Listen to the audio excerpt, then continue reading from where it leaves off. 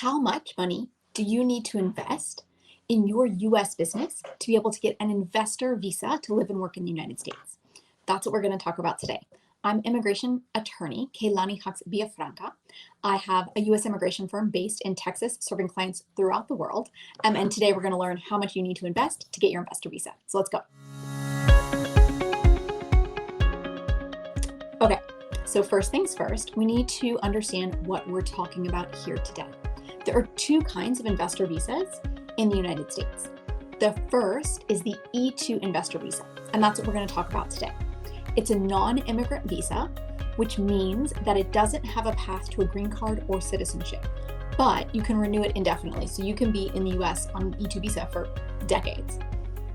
The other kind of investor visa is called an EB-5. Some people refer to that as the golden visa. That requires upwards of $1 million in investment. There is actually a specific amount of money written into the law that you have to invest. You have to employ 10 people, and it does lead to a green card. So that's a much, much, much bigger, more complicated process, and we're not talking about that one today.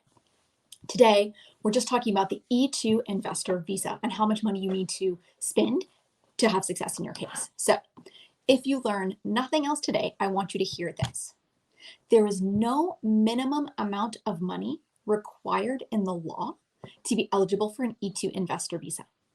None. The law does not have a minimum amount you have to spend. So if you've heard other people say, you can't get your visa unless you spend $100,000. You can't get your visa unless you spend $200,000. That is false. The law does not say that.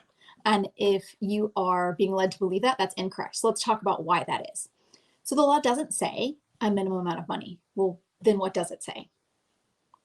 It says to be eligible for an E-2 investor visa, you need to spend as much money as is necessary to get your business up and running in the United States. So the amount of money you have to spend is directly related to the business that you are operating.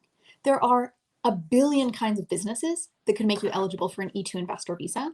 And so we have to know exactly what your business is to determine how much money you need. So I'm going to walk you through the 5 questions you can ask to determine how much money you need to invest to have success in your investor visa application. So let's get started. Question 1. What kind of business are you operating?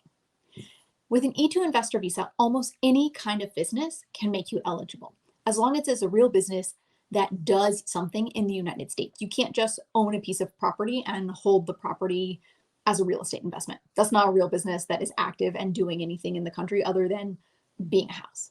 That doesn't count. But as long as it's anything else that is actually a business that offers services or goods to the public, it'll qualify. And so we have to know what's your business. Because if we know what your business is, we can figure out how much money your business needs.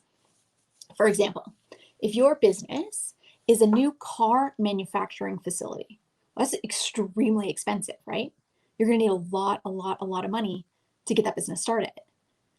On the flip side, if your business is a food truck in Austin, I live in Austin, and food trucks are really popular here. There are a ton, and a food truck can make a great E-2 investment. Well, you're going to need a lot less money to get your food truck operating than to get your car manufacturing plant up and running. So there are huge differences here. Okay, so we have to know question number 1.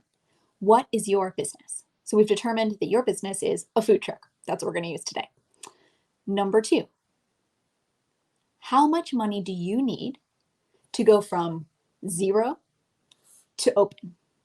So I want you to sit down and I want you to walk through every moment in time, everything that you have to spend until you can offer a product or service to your client.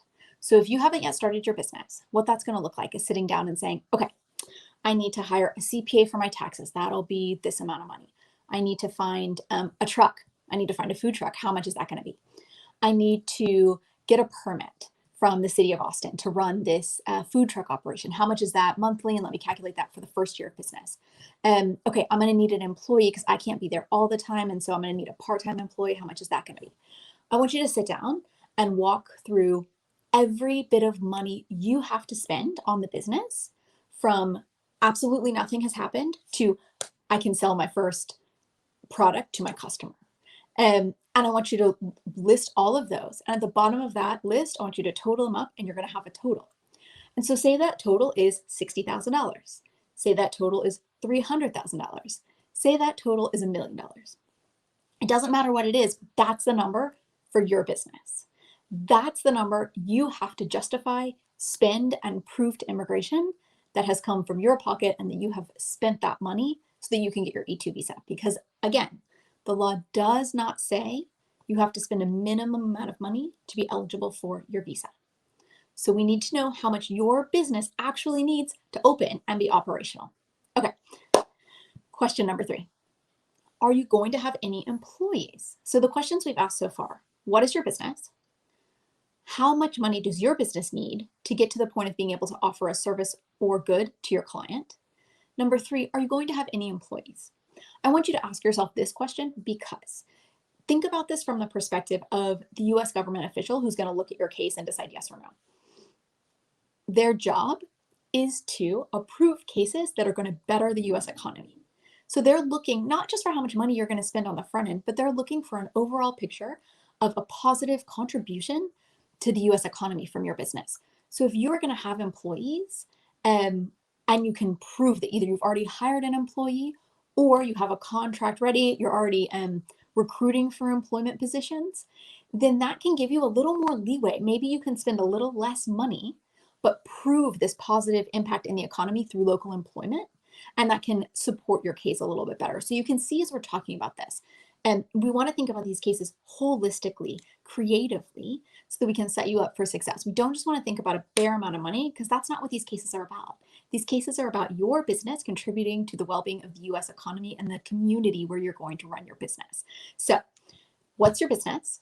How much money do you need to spend to get it open? Are you going to have any employees?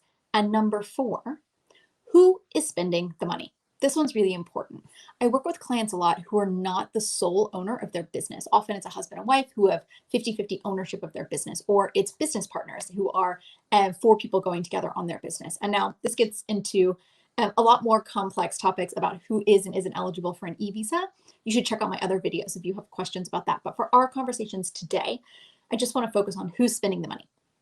Because for you to be eligible for your E2 investor visa, you have to have spent a substantial amount of the money needed to start your business. So if you're running a food truck, we've determined that you need $60,000 to start your food truck.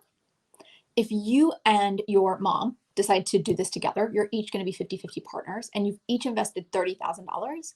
Well, now instead of one of you investing 100% of the money, you've each invested 50% of the money, which is not as compelling of a case. So if you are splitting the investment with someone else, then you likely will need to spend more money overall than just you would need to spend on your own. And that's because, again, immigration wants to see that you have skin in the game. You have committed to this business. You have spent a substantial amount of money sufficient to get your business up and running. So for example, in the past, when I've done cases for 50-50 partners, I can think of a case off the top of my head where the total investment needed was about $110,000. But instead of having the investors split that $110,000 50-50, what I did was ensure that before we had applied for their visas, each of them had spent about 85% of that investment. So the total overall investment was well above what was needed to get the business up and running, so that we were not risking that either one of them would have been seen as not contributing enough to the success of the business. So that's question number 4. Who's spending the money? Because if it's not just you and you're splitting the investment with someone else or more than one other person, you need to keep that in mind and make sure that you've really thought about those implications before you start down the path of spending money in your case, because you want to start well from the beginning to have success long term. Okay, last but not least, the most important question perhaps to ask is, where are you applying for your visa? Why is that so important?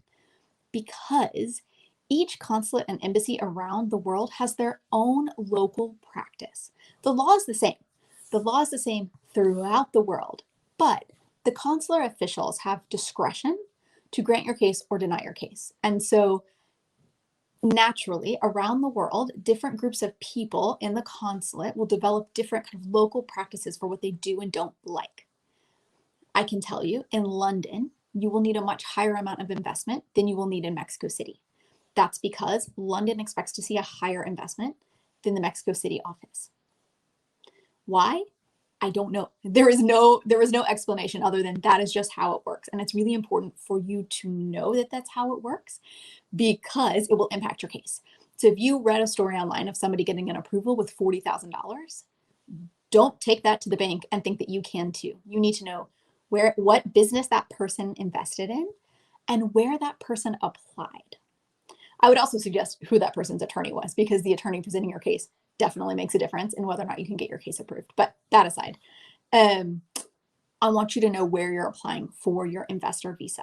And I want you to find someone who has experience doing investor visas in that location. For example, I specialize in handling, or I focus on handling investor visa cases in Spanish-speaking countries. So I'm really familiar with the consulates and embassies in those countries. I have colleagues who specialize in the Middle East or in Eastern Europe and different areas of the world. So it's really beneficial for you to try and find an attorney who has experience in the area where you will be applying, in the country that you are from, because it can really help inform you as you build your case on how much money you do or don't need to spend to have success in your location, because that's what really matters. We can get all the other questions right, but if you didn't know that Buenos Aires requires a higher investment than Bogota, that's going to be a problem for you, right? You want to know that on the front end. So let's review.